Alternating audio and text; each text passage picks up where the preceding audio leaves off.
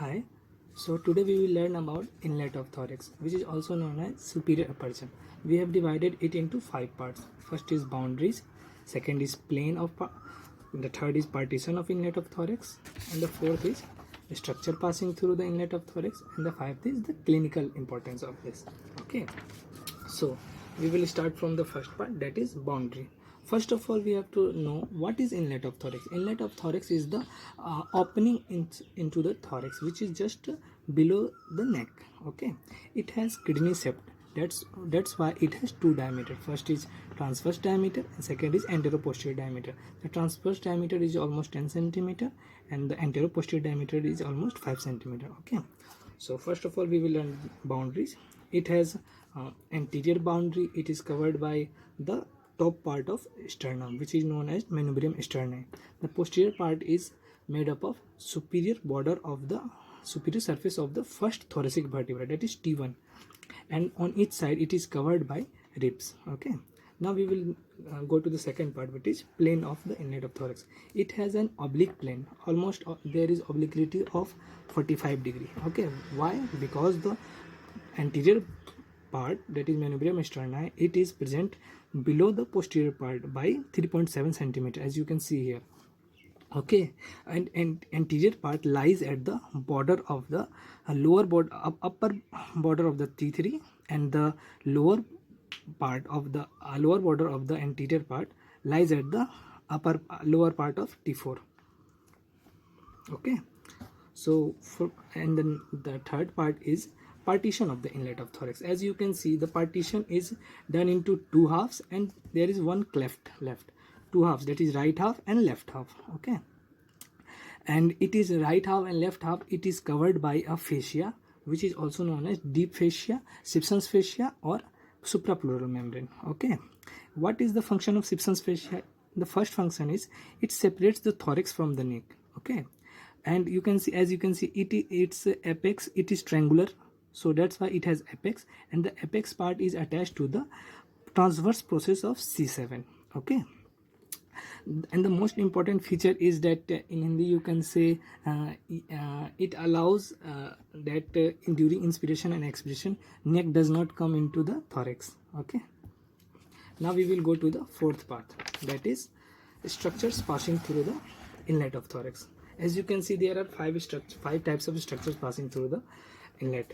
First is viscera, second is large vessels, third is small vessels, fourth is nerves, and fifth is muscles. We will discuss it one by one.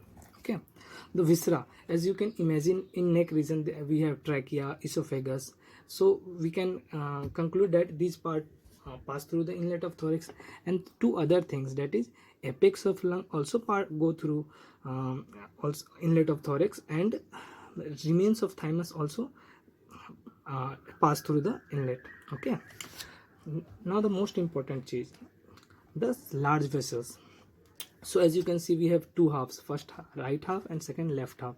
Okay, so on right side there is one artery, large vessel, that is brachiocephalic artery, which pass through right half of the inlet of thorax, and on left side we have two arteries.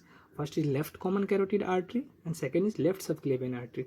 These are the branches of heart. These arteries are the branches of heart which goes.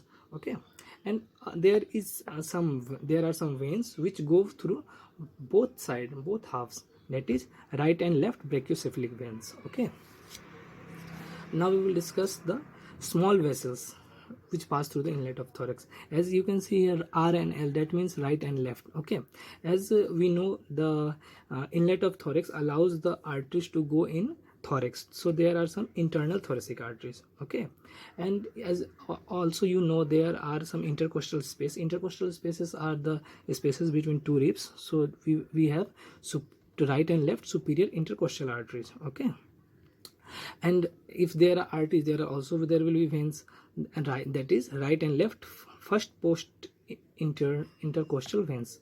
Okay, and also you can imagine the vein, you can remember first inferior thyroid veins. Okay, now we will learn the nerves. So as you can see, R and L also the same. So I'm going to discuss how to remember the nerves.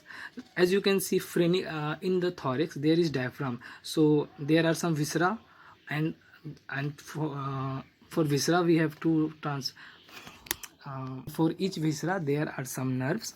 Okay, so first of all, for diaphragm there is right and left phrenic nerves. For heart, lung and git there is some right and left vagus nerve, and the right and left sympathetic trunk. It is the sympathetic part which goes from the skull to coccyx. Okay, and there are some right and left first thoracic nerves. This nerve is important because it uh, ascends from the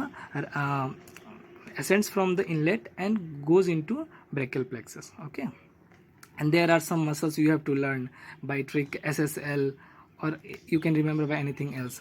So hyoid bone, thyroid bone, and longus coeli. Longus coeli is the longest muscle in neck, which is present just above anterior to the vertebral column. Okay, so sternohyoid, sternothyroid, and longus coeli.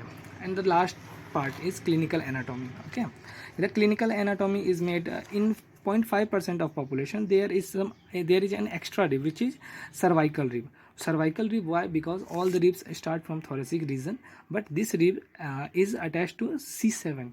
Okay, so there are some complications. Why? Because there are some structures passing through the inlet. It will affect them by many ways. As you can see, there is thoracic inlet syndrome. Why? Because a subclavian artery and first thoracic nerve, which I have already discussed here, it ascends from the inlet of thorax. These are get compressed, which allows the some difficulties. Okay, and there is another cervical rib does traction on lower trunk of brachial plexus. Okay, that's why there is in ulnar border there is abnormal sensation. Okay, and there will be wasting of muscles. So that's it.